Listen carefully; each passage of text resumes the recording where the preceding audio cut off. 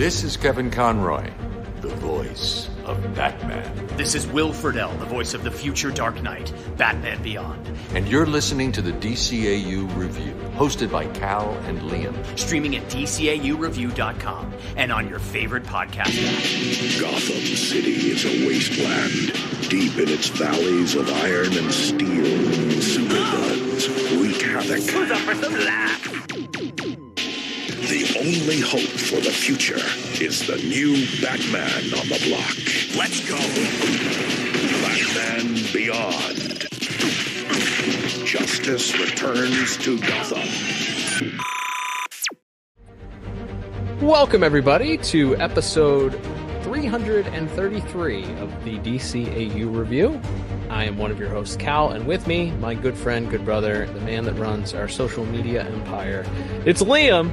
Liam, we are continuing here with our Back to the Future month. We somehow are avoiding taking a trip to see the Zeta Project. It just so happens things broke down, and we've successfully avoided one final trip to Zeta, but we will be covering some Batman Beyond as we pick up things. We had some cameo appearances by the future Dark Knight in our previous two episodes, but this week we are back where he is the star of the show of Batman Beyond itself, and we have an interesting season 3 episode here as the episodes dwindle down, where we are bringing back a previous character, a villain, who has roots in Terry's less than clean past, as we learned back then, and then we learned more about their friendship this time on this week's episode, which we'll be discussing today. That is right, Cal. Yes, we are back with another appearance by, as you coined it last week, I believe, on our show, Peter Gabriel's favorite Batman villain, Big Time, back on the show this week, aka Terry's old friend, Charlie Big Time Bigelow. And we kind of call Terry's motivation and ability to put down a friend, in this case, kind of called into account repeatedly throughout the episode here. So we got a big one to talk about this week with Betrayal. That is right, Liam. And of course, we will get into our scores, our final scores, our scorecard for the episode, if you will, in just a few moments here. But before we do, we will, of course, get the official Internet Movie Database synopsis for this week's episode, which, of course, is brought to you by the Pod Tower. This episode originally debuting here in the States on the Kids WB on December the 9th, 2000. Oh, man, you would have thought we planned this out perfectly, because we're just a little less than a month away, Liam, from the 24th anniversary of this episode's original debut. And of course, as I mentioned, the IMDb synopsis is brought to you by the Pod Tower. Head over to youtube.com/the Pod Tower today and subscribe, and you will get access to our complete podcast library, including 50 plus bonus episodes, our additional spin-off podcasts like the Discuss This League, as well as every single episode prior to this 333rd edition, all available in one streaming location. Plus, not only do you get content from us, but you get the entire Tim Talk podcast, which also covered the entire DCAU, as well as the ongoing series, that's plural, series from our friends over at Watchtower Database. They have Jump on the Bat-Wagon and their Intergang Interview podcast, also ongoing currently, all available on that same channel in one convenient streaming location. Head over to youtube.com/thepodtower today and subscribe. That's right. So this is the synopsis for the episode Betrayal, which was written by Stan Berkowitz, directed by Kyung-Won Lim, with music by Lolita Ritmanis and animation by Coco/Dong Yang. And that synopsis reads as such. Escaped from prison, Big Time attempts to recruit Terry as his partner in crime. I don't know if they meant that to rhyme, but it created a nice little limerick there. There you go. Yeah, and not a bad one. It's a good little blurb there. Nothing factually inaccurate, I would say. Mm-hmm. A TV guide type of blurb, but for sure we'll get into our plot recap from here, Cal. And yeah, as we start out, We see some armored truck drivers hauling some kind of payload of credits to their to whatever destination they're heading to. And as they're on the road, they see an overturned truck in the middle of the road. They're suspicious of whether or not this could be a legit accident or not, considering the precious cargo they have on board. So one of them gets out armed to check it out, and as he opens the back of the truck, he finds the returning Charlie Bigelow, as mentioned, Big Time, stepping out, and he begins to attack the guards. And in the meantime, we hear one of the guards who's locked himself inside his truck does a little bit of a radio on the police band, I guess, and Terry in the Batmobile happens to pick it up. And we get a little bit of exposition from Terry and Bruce here, as they mentioned that Big Time had recently broken out of jail, and so Batman's going to go face off with his old friend, and Bruce kind of right off the bat is like, "Hey, why don't you just let the cops handle this?" Which seems like a weird thing to tell Batman to do for a giant gray hulking monster. I understand, like, we get to it of, you know, Bruce has some experience, as we'll get to with this sort of thing. It's a giant. He's got to be 10 feet tall. We're on Route Applebaker 4 near the dam. Hurry! Hear that? Did you really believe Big Time would lay low after going to all that trouble to break out? I had my hopes. You're not thinking of going there, are you? Of course I am. Terry, leave this to the police. Why should I do that? Because Charlie, Big Time, is your friend. Was my friend.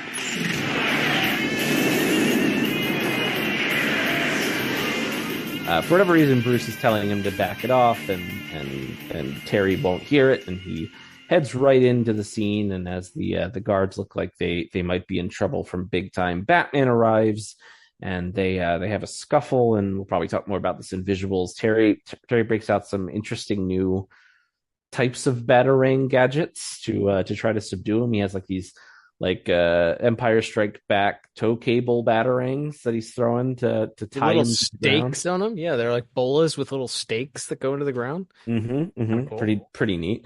So it looks like Terry may have wrapped this one up in the first 5 minutes, pun intended. But then we see a mysterious man come out of the shadows, literally, and he hijacks the cops that had arrived to try to subdue Big Time, which I think I forgot to mention. But he hops into the cops. What are these things called? I guess they're hover cars. They're whatever they use now. They're like whatever they replaced blimps with in Gotham City. But he hops into it, and he plows into Batman, knocks Terry down, and then frees Big Time from the ropes that have been tying him up. Batman takes a few more shots from Big Time, and when he comes to, he's gone. So Terry's a little bit frustrated as Big Time and the Major, as we come to find out, he's known, his partner in crime, escape. And Big Time mentions that even in the scuffle, even though they didn't get away with the entire truck, he did manage to get some creds with them. So they're pretty happy with each other as they get back to the hideout. Big Time and the Major have a little bit of a discussion, and the Major is overheard saying that he's going to be bringing in some more of his older partners and that he's back in the game. Big Time doesn't like being kept out of the loop, and in fact doesn't like being treated as the hired muscle, because he thought that he and the Major were partners, and they kind of have this back and forth where the Major tells him, we'll bring in some of your guys later on. What's the matter, big guy? You said we were gonna be partners. We are. Come on, Mage. You've been making all the decisions around here. And these guys you're bringing in, they're your friends, not mine. Biggs, you know any married people? The husband and the wife. They don't both wash the dishes. One cooks and the other washes. Each does what they do best. But I keep telling you, I know, you got a brain. And I'm sure it's a good one. But it needs more seasoning, understand? Give it time. Big Time doesn't really want to wait, though, as we'll find out in a moment here. But in the meanwhile, back in the Batcave, we see Terry and Bruce have a little bit of a discussion where it's once again clear that Bruce thinks that Terry maybe hesitated a little bit, and that's why Charlie got away. but he won't take that lying down. So Terry kind of walks off in a huff. Got away, huh? Yeah. He was working with a partner, but I didn't see... Wait a minute. You're thinking I didn't do everything I could to stop him because he used to be my friend. I never said that. You didn't have to. So we cut to the next day where Terry and Max are discussing things. Terry's still very upset that Bruce thinks he held back on purpose. And as he and Max discuss things, they do. It is kind of brought out of Terry that he does feel some responsibility for that accident that befell his old friend in the previous episode, resulting in him sort of transforming into this giant gray hulking mess. And so there is clearly some guilt that Terry still harbors. And as he and Max continue to discuss things, two ne'er-do-wells step out of the back of a car and try to grab Terry. There's a little bit of a scuffle between Max and Terry and these thugs. Of course, as fate would have it, in a real Nuns and Dynamite moment, Terry's backpack sleeves or straps are cut, and so he loses his backpack, which of course has the bat suit in it.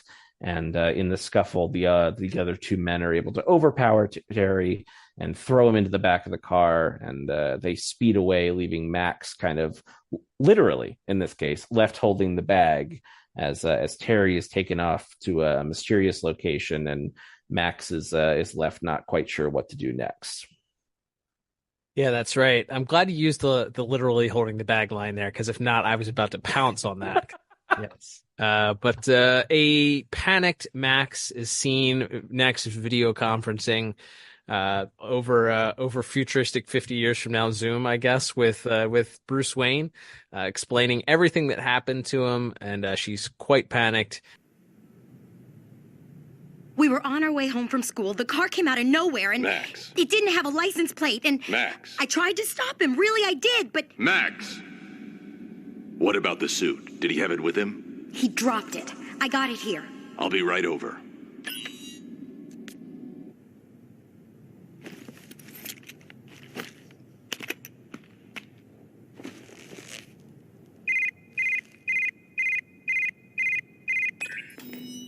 Don't even think of putting it on. I guess this is like our Iron Man bit where she looks at the costume and where Rhodey in Iron Man 1 goes next time, but he doesn't. He just becomes a different actor the next time instead. He doesn't actually. Yeah. So we don't ever get to see Max, obviously, in the bat suit, but we get a little tease here. Maybe a season 4 appearance would have gotten her in a bat suit, but we are robbed of that for this. Thanks, Bruce Wayne, for that one. But as Bruce is on his way to Max, we see that Big Time has brought Terry back to their hideout, which is not really a hideout. It's a giant penthouse at the top of a building. He unblindfolds Terry and shows him, welcomes him to the gang, tells him that he's invited, or he's brought him there, kidnapped there, because he wants him to help him out. Terry immediately refuses, says that he's not in this anymore. Big Time knows better. Big Time kind of starts begging him to join them, saying he needs him there because he doesn't have any other friends. Terry continues to get upset and even angrier, saying that he's being selfish and that there's no chance that he's going to join him for that. Just then, Big Time starts getting frustrated, and the Major shows up asking who this clown is, and he explains to him that he's a friend. Major doesn't understand what that means. Why would you bring a friend to their hideout? Especially, why would you show him where the hideout is? He tells him that he's been blindfolded.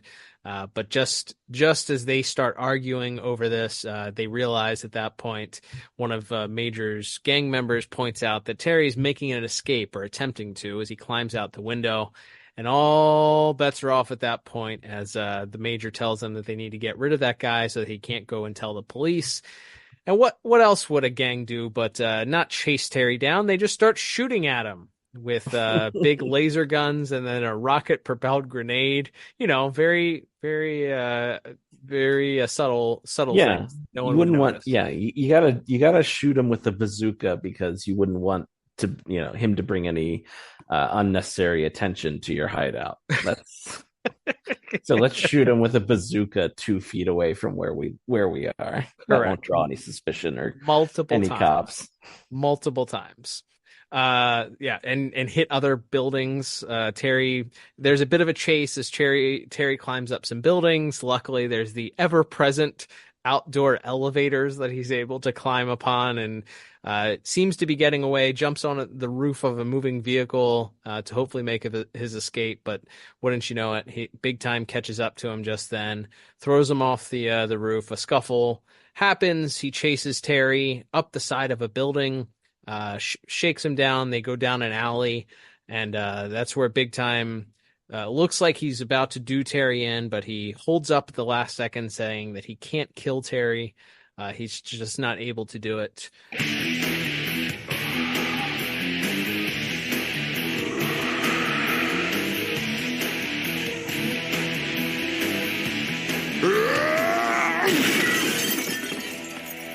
I can't do it. I don't care if he kills me. Charlie, you gotta go to the cops. I can't do that either. They'd never be able to protect me once the Major finds out I let you go. He doesn't have to find out. I know the police commissioner. She's a friend of Bruce Wayne's.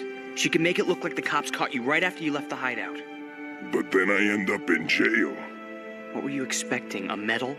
I don't want to go back in, Terry. It won't be forever. They'll go light on you.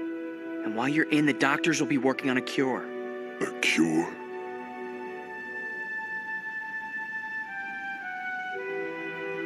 My dream, getting into the big time. Kind of a nightmare now, huh? Mr. Wayne has hundreds of scientists on his payroll. The best in the world. And he'd do this for me? No, he's gonna do it for me. Now, come on, we're running out of time. Terry then tries once again to appeal to his human side, saying that he needs he can help him. He can get a cure. He needs to turn himself in. Big Time says that he's scared at this point because if he knows if the Major finds out that he allowed Terry to go, that the Major will come after him and do everything he can to kill him, that he's not safe, even if he turns himself over to the police, as Terry suggests. Terry mentions that not only is the commissioner a friend of Bruce Wayne's, but also Bruce Wayne has a lot of scientists on his payroll that'll help find a cure. All Big Time has to do is turn himself in. Big Time says he'd feel a lot more comfortable if the Major is caught before he surrenders. So he makes a deal with Terry, promising that he'll stay put as long as Terry's holds his end of the bargain up. Once everything cools down, he'll be able to come back and he'll surrender to the police.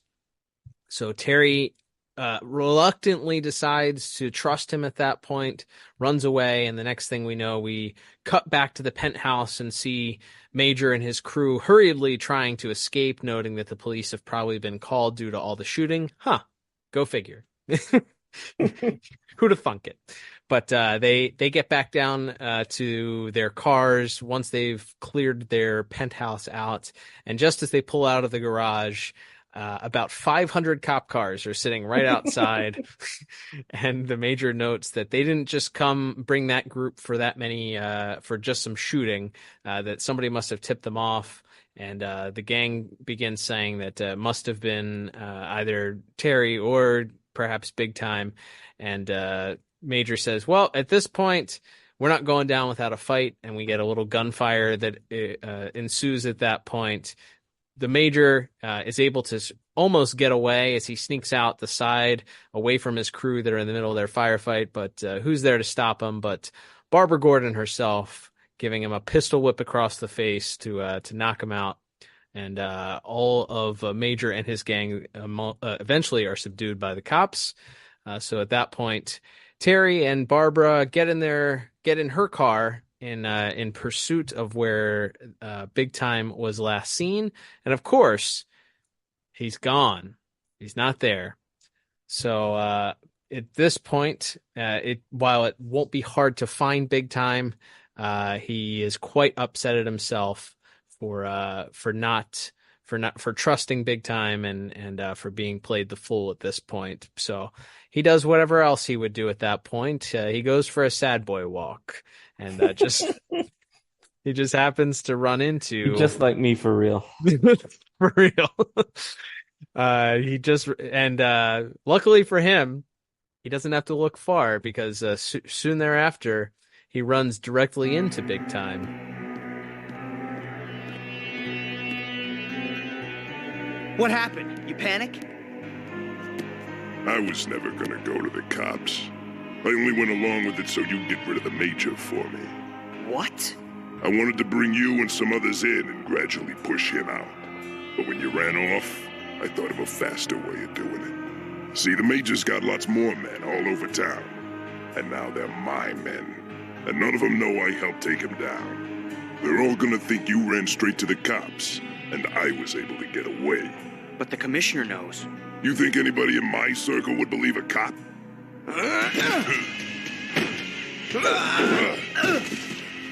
You figured it all out, didn't you, smart guy? But you forgot one thing. The cure. For what?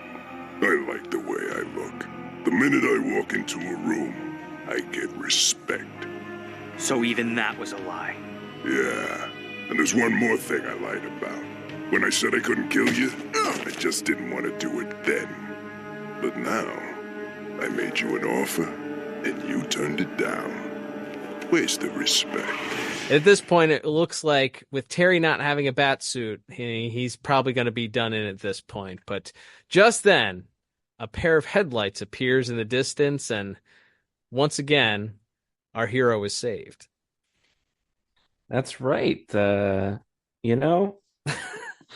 Again, no points for subtlety here as Bruce comes racing in the upside down Batmobile hover limo. And man, how do they never make a toy of that? For real. But yes, come on, Todd. But anyway, Bruce rams Big Time out of the way, and as he kind of rolls, he comes to a stop, hurls the backpack with the bat suit out the window to Terry. And just as he does there, he gets it out just in the nick of time for Terry to get away as Big Time. I don't know how Bruce is not dead. But Big Time picks it up and like slams the car around and throws it around. I guess, it's a good lesson to wear your seatbelts, kids. Because Bruce is relatively unharmed, but of course, Big Time isn't done. Just knocking the car on its side. He begins to pound on the vehicle, breaking the window, and just when things look a little dire for Bruce, Batman makes his triumphant return into the scene here as he attacks Big Time. They have a little bit of a scuffle, and Big Time goes running off. Bruce once again tells Terry that he should leave this to the police. And and Terry tells him, you're starting to repeat yourself, and goes flying off after him, which is a really good burn on Terry's part, I thought. But yes, he goes flying after him. They end up on the bridge. Does Gotham Bridge have a name? The not Brooklyn Bridge. Did they call it the Gotham Gate Bridge in an episode? I don't know. Somebody, there's your action item for social medias this week. Hit us up on Threads and let us know. There you go. That's funny. Anyway, but yes, as Terry and Big Time fight once again on the bridge, it's a little bit more again going in Big Time's favor. He rips the wings off of the bat suit, which is pretty dope. And they continue to kind of struggle and end up fighting off the side and falling together off the side of the bridge. Terry has a little old school batarang bat rope to save him, and Big Time is kind of holding on to his ankle, but his grip slips off, and we see old Charlie fall all the way down to the water below. And Batman collects himself, climbs back up to the bridge where Bruce is waiting for him, and Bruce kind of lets him in a little bit and tells him that it wasn't that he didn't think Terry was physically capable, of course, of stopping Big Time, but that Bruce, from experience, knows how difficult it can be to go against a friend in this line of work. I'm sorry. I know how hard it is to go against a friend. I outgrew him, that's all.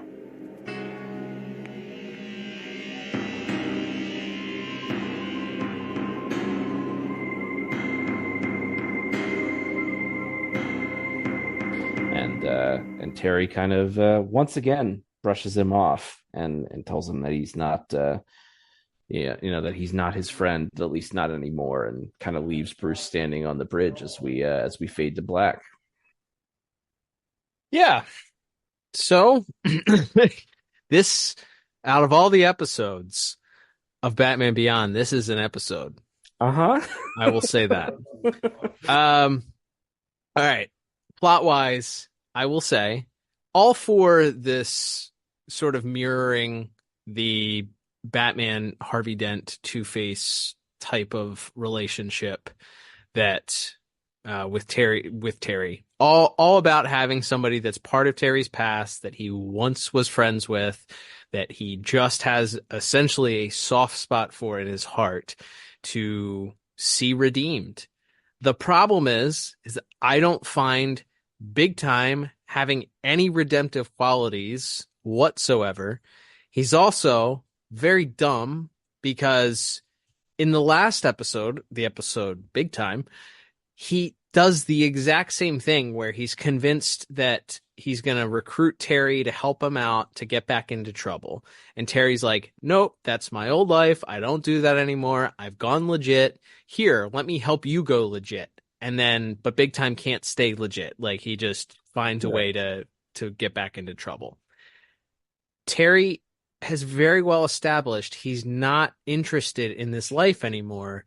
And Big Time still hasn't learned that. And for him to go back to the well again, I don't know if the goal was to make him so foolish that he thinks, like, the whole argument he has with the Major at the beginning is whether or not he's brains and brawn or just the brawn.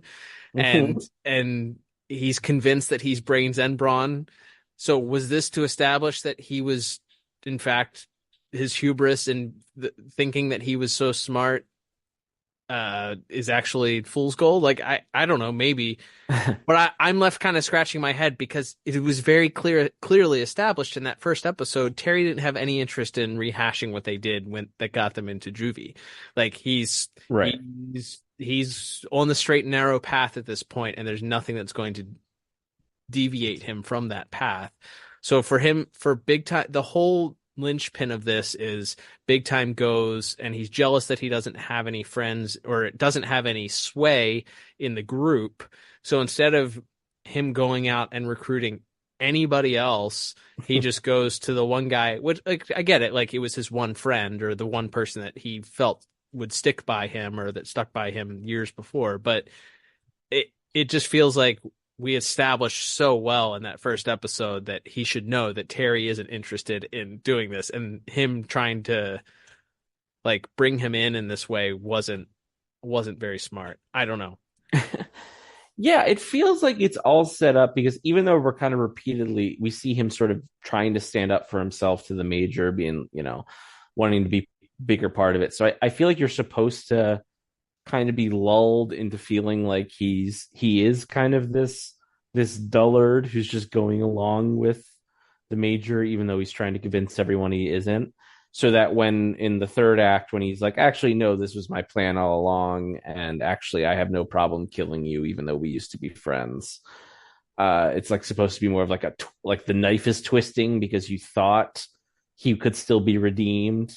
I don't know. I maybe, and again, this is me armchair quarterbacking, rewriting an episode from 24 years ago. But isn't that what we do?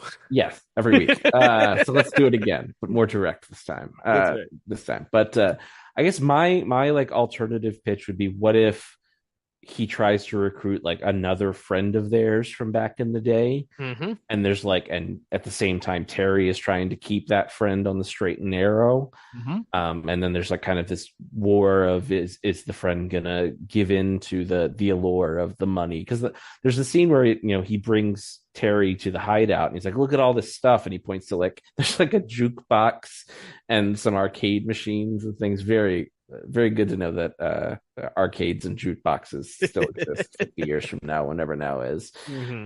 As like, oh, look at all the stuff we always wanted when we were kids. I have it all now, and all this stuff. So it's like, but yeah, if there was like a third kid or even just like a somebody else at Terry's high school that even if they didn't both Howard. know him. Yeah, Howard would be great. Any just to get Howard back in the show would have been awesome. Yeah. But yeah, Howard or Nelson or somebody, or even another like Willie Watts or somebody, Sure. somebody, you bring somebody back that you're trying to show is kind of turned a corner and is redeemed. Or what was the kid who that Terminal, whatever his name was, like some other kid that you can say like, oh, he met Charlie in juvie and now he's trying to get back on the straight and narrow, and Terry's trying to help him stay. I feel like there's something interesting there.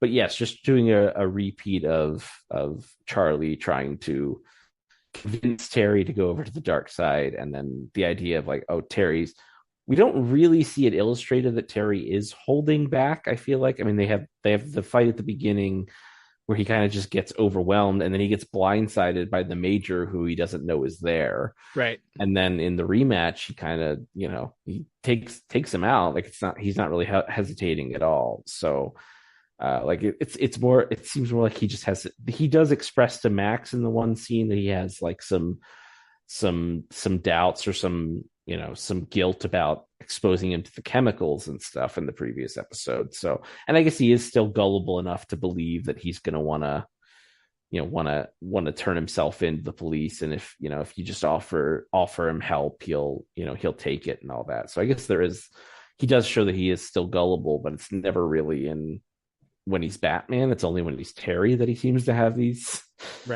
issues. So I don't know. Like I said, I think there's something interesting that could have been in bringing back Big Time to be like this other side of the coin rival, or to have him be kind of the Two-Face analog, where there's always a little bit of Terry that wants to try to help him and redeem him. Mm-hmm. Doesn't want to believe that anyone is completely gone, especially not a friend. But I just don't think it all comes together in a particularly like interesting package. I think either you ditch the Major character completely and it's just Big Time has his own new gang and he's trying to recruit people and Terry's trying to stop him, or you do, like I said, you do something else where you maybe bring back another villain, teenage villain from the past, and have Big Time trying to recruit him and have Terry kind of be have him and Terry be the devil and the angel on the shoulder for whoever it is. Could have been interesting. But yeah, like I don't think it's a bad episode. And like I said, I think it's interesting seeing kind of the friction between Bruce and Terry in the episode and stuff, but that's unfortunately only like about 2 minutes of the 22-minute runtime here. Right. So yeah, that I think it's to Monday Morning Quarterback. You could have also had a similar storyline to Second Chance where he strings Terry along like earlier on in the episode, because the part where he's like, I'm going to give myself up, you almost don't even have time to react to it because it's so quick. You get this other scene that sort of you go to that of the police taking down Major and his crew, and so you don't even have time to think about like what it's going to look like for Big Time to actually surrender and maybe get a cure and all that stuff. And you don't even get to really sit with Terry and thinking about like getting his hopes up about what that's going to be like. You have this split second where he's like, okay, I guess I'll trust you. And then he runs away. We get this scene. Then he comes back and he's like, I shouldn't have trusted him. It's like, we didn't have time to kind of sit in that. So I think if you had that, almost a similar, and obviously you could have differentiated enough, but similar to Second Chance, where you have this bit where it seems like he's going to go along with it and then happenstance occurs and you don't know why or whatever, but he ends up being the person behind it all along or whatever. It was his plan all along to take over Major's gang. And he's the one who ultimately coordinated, the foiling of everything. If that was the major point of the episode, I think that would have been a little bit more interesting than what we ended up with. You don't have enough time to really sit in these little breadcrumbs of things where Bruce doesn't trust Terry enough to feel like he's, that or feels that Terry might be holding back. I also don't get Bruce telling Terry to let the police handle it. Like I understand why, but it, as you said, it doesn't seem like a very Batman thing. So if you kind of delve into that a little bit more, where Terry takes it very personally beyond that initial little fight that they have, and it starts to affect their relationship, and then you have multiple interactions between Terry and Big Time, where he really does start to pull back or to second guess his whether or not he's giving everything he can to bring this guy to justice. I just don't think that's an interesting story, but I just don't think what ended up in the episode was played out in the best way possible. So that's what we do here. We second guess everything from cartoons that are almost 25 years old at this point. So yeah, it's not a bad episode. It's easy to follow. It's an easy watch.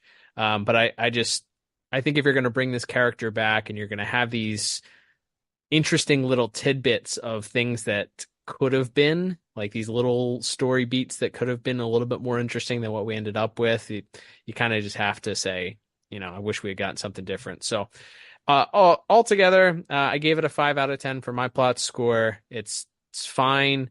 I think I could have easily gone a 4 out of 10, but then again, I probably could have gone 6 out of 10 too. So I just kind of sat in the middle there. I know how to sit on a fence. Well, I'm sitting right beside you, as I also gave it a 5 out of 10.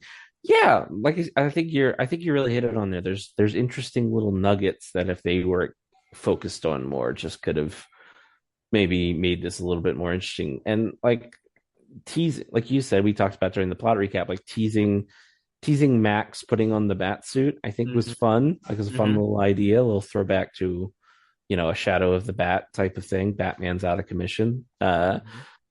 So I like the idea of planting that seed. Obviously, it never gets to come to fruition, but and I guess we did kind of see Max and like that part of it too, where Terry's kidnapped for like 5 minutes and Max and Bruce discuss it. But I guess we've already kind of seen Max and Bruce team up to find Terry and where's Terry. But it would have been, I don't know. There's other ways that this could have been resolved that I think would have been more interesting. So like I said, it's interesting. It is more than just your kind of average.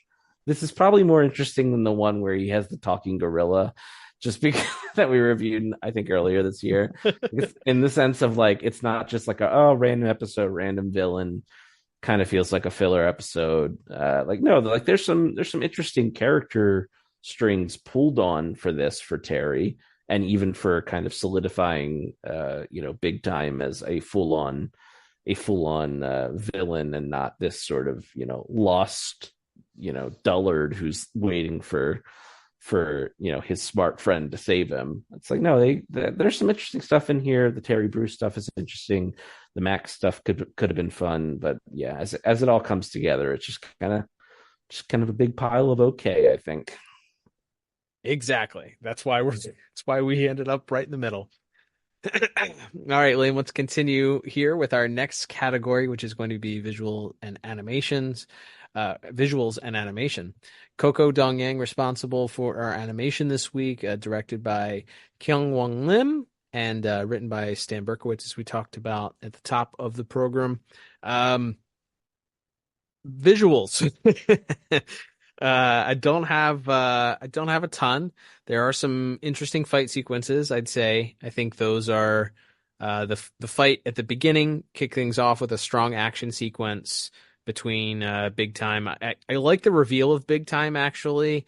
I noticed as a point of difference from what you're used to, instead of the big scary monster coming out of the dark shadows when they open the door of this machine or this vehicle that's sitting in the middle of the road, instead of coming out of dark shadows, he comes out of bright light, which I felt like was an interesting contrast to what you would normally see a monster do. So instead of being, the prototypical scary horror movie homage of the monsters coming to get you out of the darkness, it's this bright light, but then the monster still comes out of it. So I kind of thought that was cool. you did mention a lot of different Batarangs used in that fight, and I guess maybe Terry used all his Batarangs, his new Batarangs in that first fight, because I like that he switches it up halfway through. As we get into the final sequence, he's only using the old school Batarang and Bat Rope to fight big time at that point. We don't get the discs or the new school Batarangs. Kind of cool. Mm-hmm. I enjoyed seeing that pulled out. I think there's one or two other episodes where that gets pulled out, and I always wondered if it's like we don't have like the design for how like a bat rope with the new Batarang on the end would look. Like we can't figure out how that would work, so we just use the old one. But I always do find it's like, yeah, there's a couple of TNBA Batarangs still hiding somewhere in that little those little square things on that make up his belt. That's right. Yeah. I did enjoy the chase sequence of Terry escaping.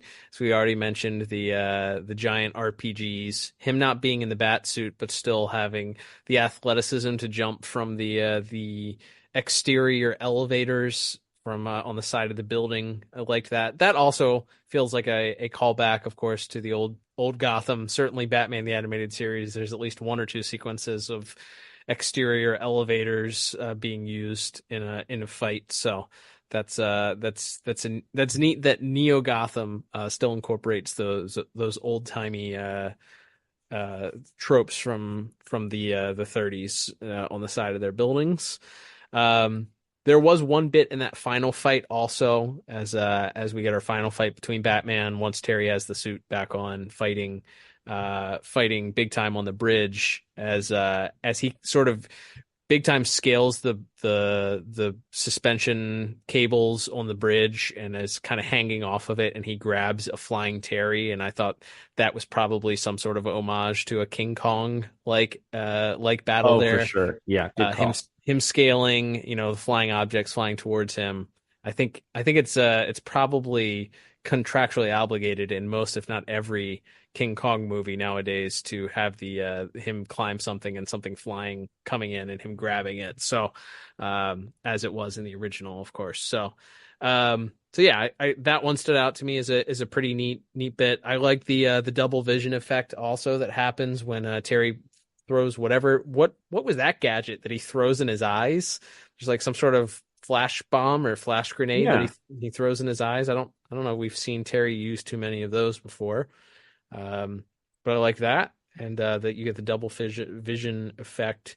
And then the last little note that I had here, I'd say, is Barbara Gordon getting to pistol whip a guy in the face was pretty awesome. I was gonna say, I mean, they are like Star Wars laser guns, G.I. Joe laser guns, but we do get a lot of people getting shot in this episode as well. Like when they have the police have the standoff with the Majors gang, everybody's, they don't even really show the impact. There's like, they do the flash of white, but then you see the guy like grab his arm and fall down or whatever.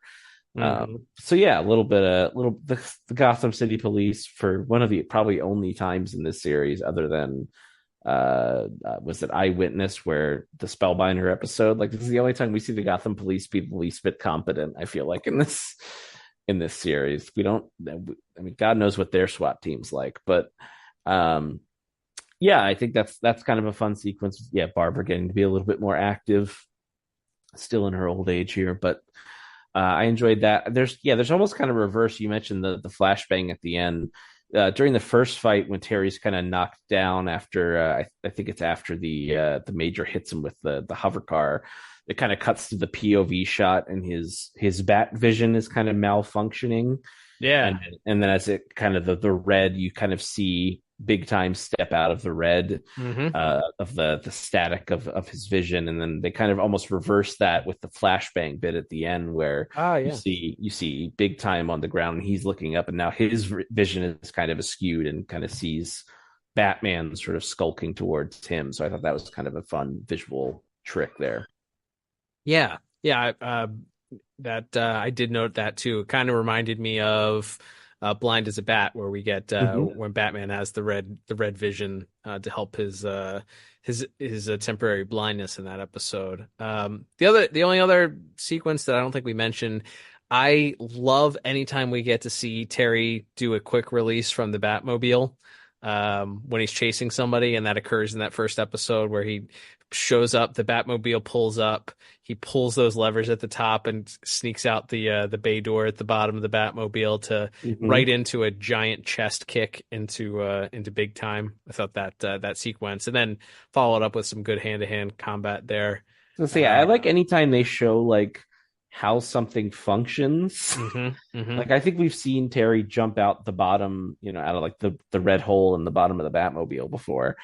But I don't think we'd ever seen him like go up, like how he pulls down the levers and that kind of mechanically opens like the eject port or whatever. I think so I enjoyed that a lot too.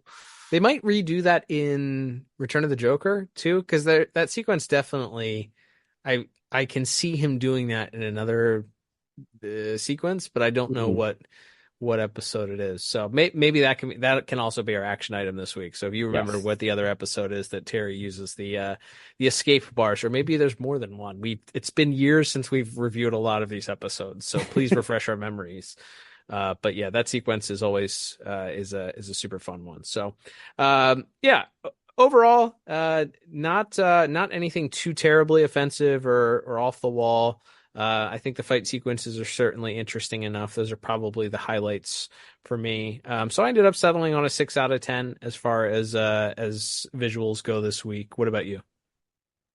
Yeah, we are in lockstep so far. I also gave it a 6 out of 10. I like the two little Batman big time fight sequences we get. Like I said, some cool visual gags, some cool gadget usage.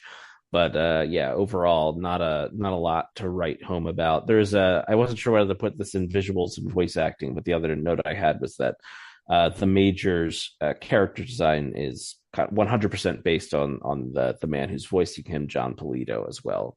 So that's kind of a fun gag to throw in there. I always wonder if I assume that's like one of those sequences where, when they thought of this character, Bruce Timm or Glenn Murakami, whoever ended up doing that character design, was like, I know exactly who we want for this, and then of course, Andrea Romano was able to make it happen on the other side that we'll talk about in a moment here. But yeah, there's some fun character designs among that gang as well. So some fun stuff visually there, but maybe not a lot of super memorable action sequences, unfortunately.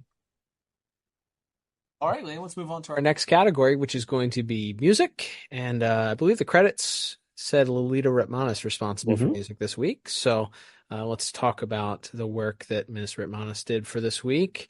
I thought music is probably going to end up 1A to or 1B to voice acting as far as the things I enjoyed the most about the episode this week. Spoiler alert. But I thought there were some good musical bits right off the bat. I think once Terry arrives and realizes that Big Time is out and up to no good again, we get what I call the sad Batman Beyond theme. So it's like the standard Beyond theme, but played in sort of this minor key that keeps going downward. Just feels like a tragic, sad boy emo version of the Terry Batman theme. So I liked that. Their fight sequence also has a pretty good standard fare for Beyond percussion and drums and guitar. Some synthesizer in there too. I think the chase music also, when Terry escapes the penthouse, that was really good. I really enjoyed that. The bombs kind of bursting around him, and the drums and percussion that kind of play there. The fight again, the final fight sequence between Big Time and Terry is good also. And then I think the only other note that I had is there's this track that kind of plays between Terry and Bruce when they're having the conversation at the end, where Bruce offers this apology, saying that he can relate, he knows what it's like going up against a friend, and Terry signs off and kind of walks away, and we get this, it's almost like a heartbeat. There's a slow beat to it that kind of, it just is reminiscent of a heartbeat that plays on the drum, and then there's this guitar that kind of comes underneath of it and some synth in there too. But I thought that piece was really good because it wasn't just your standard, it wasn't just the sad beyond theme, but it really hammered home this idea of Terry's heartbreak in the midst of this. His friend that he was hoping to have this opportunity to redeem just unfortunately went too far, and there ultimately led to his own demise because of it. So, yeah, I thought that punctuated that scene well and really ends that episode sort of on a downer in the way that it was supposed to. So, those were the musical notes that I had. I don't know if there's anything that you had that I missed that stood out to you. Yeah, not a whole lot. I liked it's kind of, I guess, maybe rank and file electric guitar action music when Terry's being chased by the gang and by Big Time. I liked that sequence as well. I thought that was really good and frantic and exciting. And then I did have similar notations about the opening music and some of the music that played between Bruce and Terry. So yeah, overall, I like the music. I think it might be the strongest part of the episode. Honestly, I ended up settling on a 7 out of 10 for my music score. Yeah, I went with the same exact score. We're 3 for 3 thus far. I also had a 7 out of 10 for my music. I think it's good.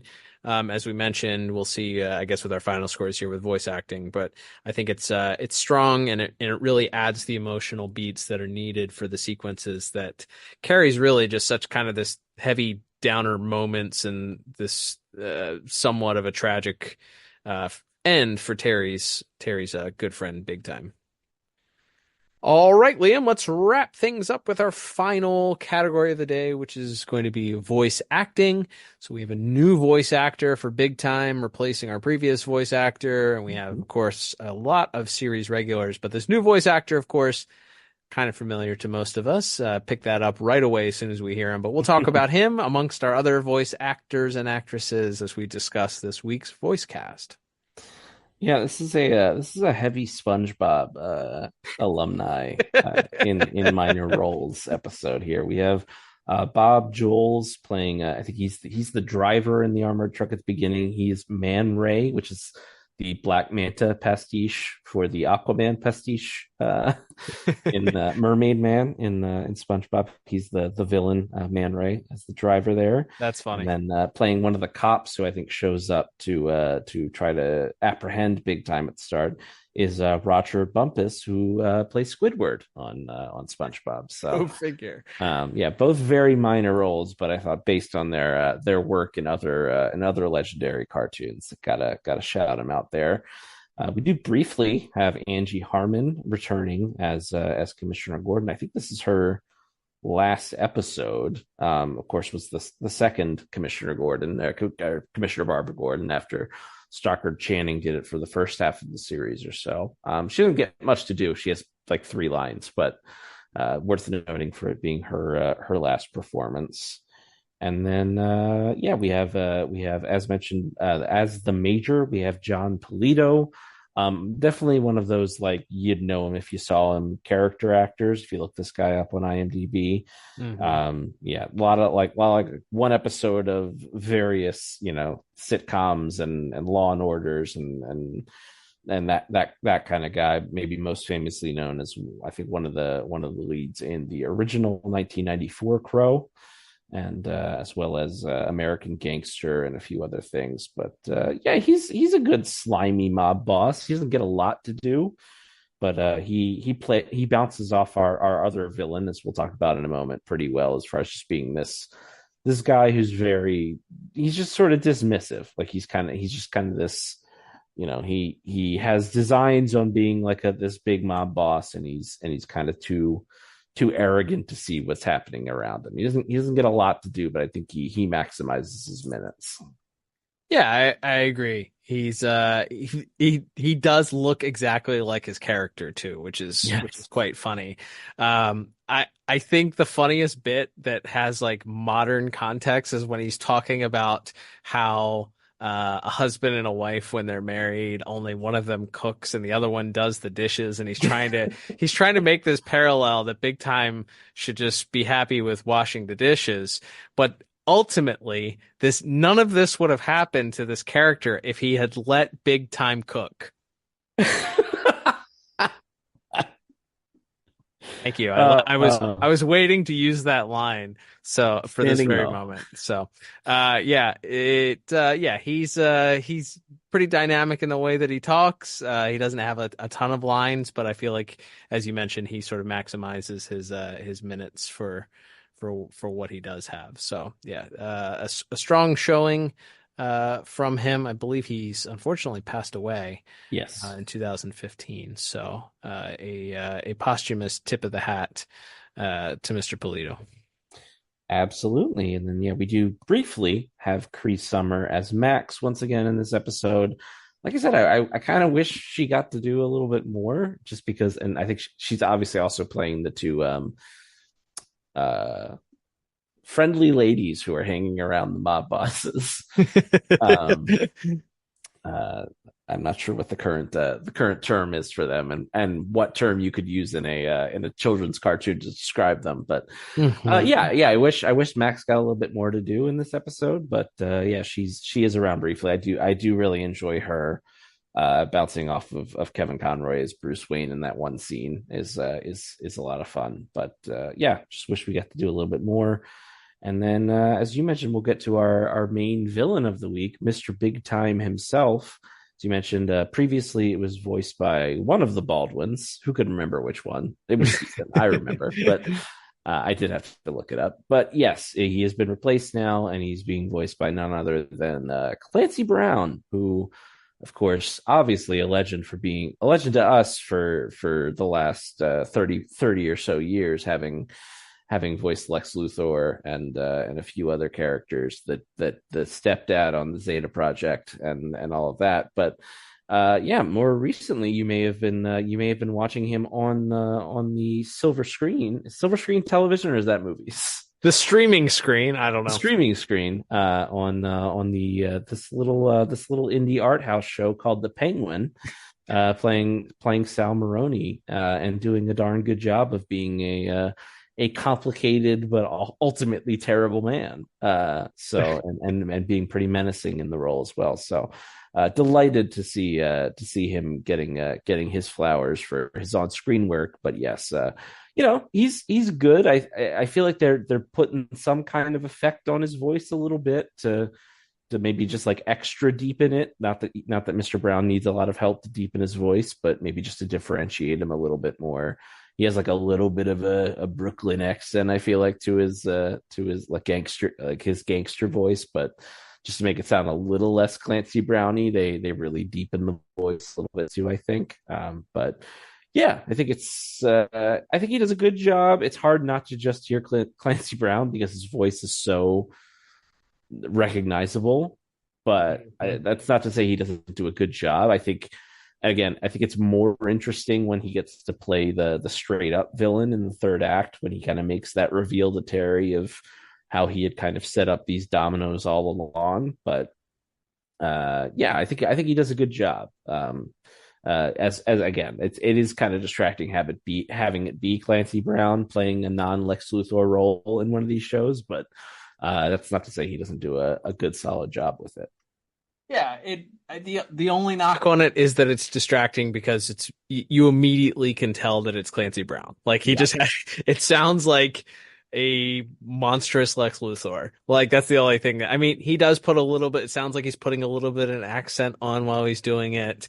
As you mentioned, maybe some sort of voice effect also, but it's immediately recognizable as the man who played the biggest, baddest villain in the DCAU. So it is a little bit distracting to that point.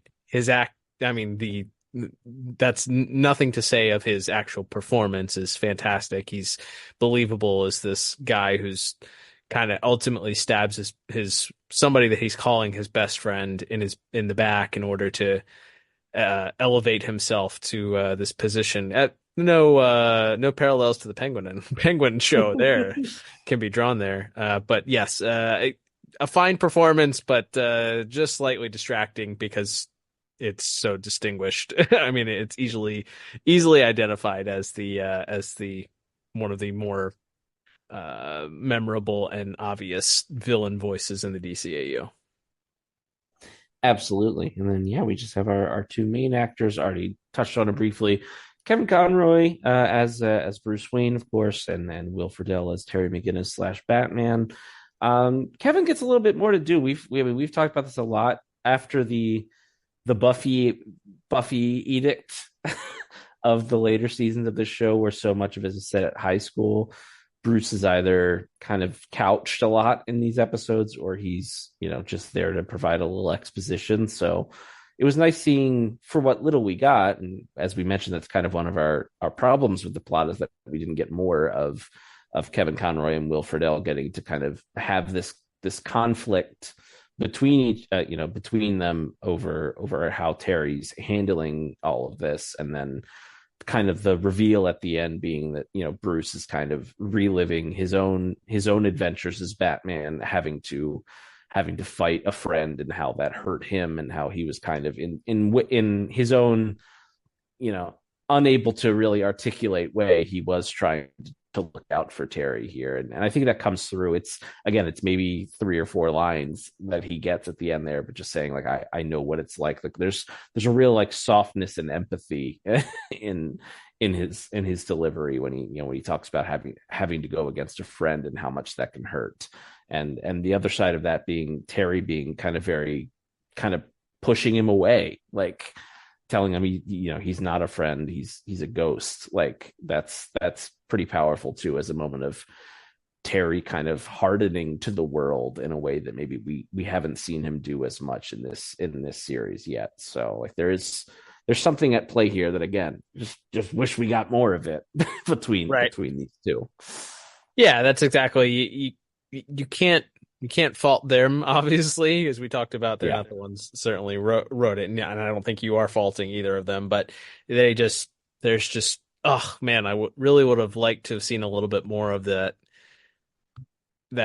Terry and Bruce kind of coming to a head thing. Like, we're in season 3 here, and Terry's been donning the mantle of the Bat for quite a while, so it's kind of only natural, based on everything we know about every other one of Bruce's relationships with people that he's worked with, that eventually you're going to come to a head and have words and you're going to bump heads on some things. So to kind of see them and Terry step into this in his own way, and I just what could have been some stuff left on the table there, I feel like. So but yeah, as far as the performances, there's not as much for Bruce to do. I think his interaction with Cree Summers Max is great. The little bit that they did where he calls back immediately to tell her not to touch the suit is great.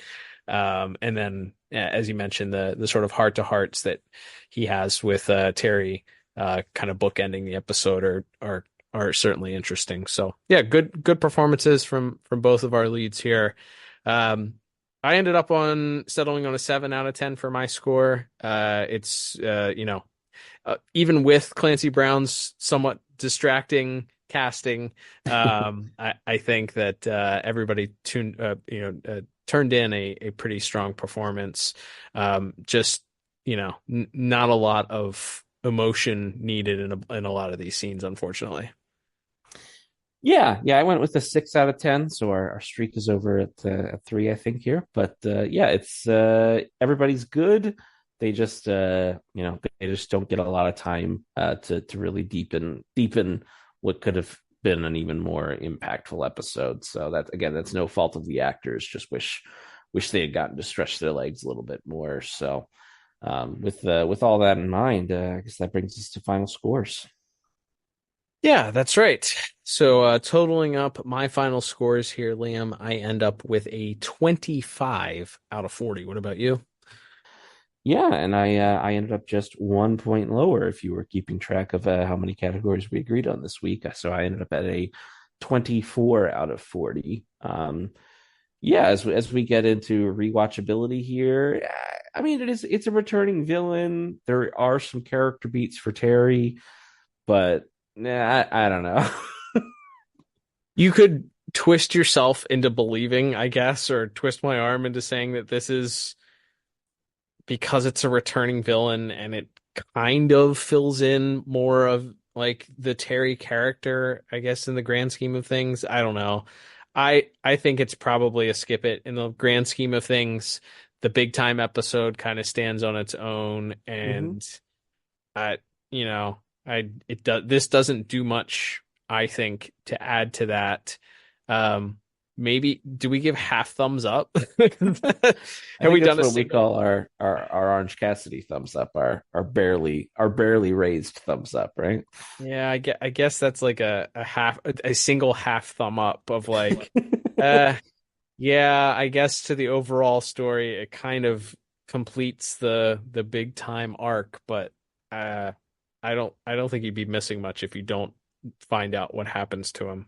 No. Yeah, no, like I said, the first episode kind of works on its own. And yeah, I think, as we've discussed, neither of us hated this episode by any means, but it's one of those ones where, yeah, if you start thinking about, hey, I'm going back to rewatch, especially when you talk about rewatching, if you've never seen the series, you should probably watch every episode. But yeah, if you're going back to rewatch, this is one where like, you could get by not seeing this one. It wouldn't hurt you. So agreed.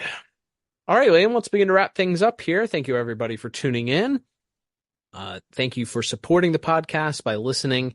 There's a few other ways if you wish to support the podcast additionally that you can help us. You can, of course, follow us on social media at DCAU Review. We are on Twitter X. We're on Instagram. We're on Threads. We're on Blue Sky. We're on Facebook. Every possible, I don't know, is there another one? We're not on Truth Social. No, but not any of those other ones, you can certainly follow us there. We're not promising any interaction beyond the main ones that we use, which are Twitter and Instagram. But hey, if you use those other ones and you want to interact with us at some point, we will certainly, Liam will find a way to interact with you or get you back if you choose to interact with us. So we don't take that for granted. So thank you. There's just not enough hours in the day to check all of the social medias. I'm going to be honest. Liam mentioned it already. If there's an app that'll let you just post to everything and we can find it and we don't have to pay for it, then that will be our friend, and we'll interact with everybody on everything. We'll have Tumblr or something too. Does Tumblr still exist? I don't know if that still exists or not. Anyway, so follow us on there. You can also, of course, subscribe to your favorite podcast or on your favorite podcast app. Subscribe to the podcast. Leave a 5-star review if you listen on Spotify or Apple Podcasts.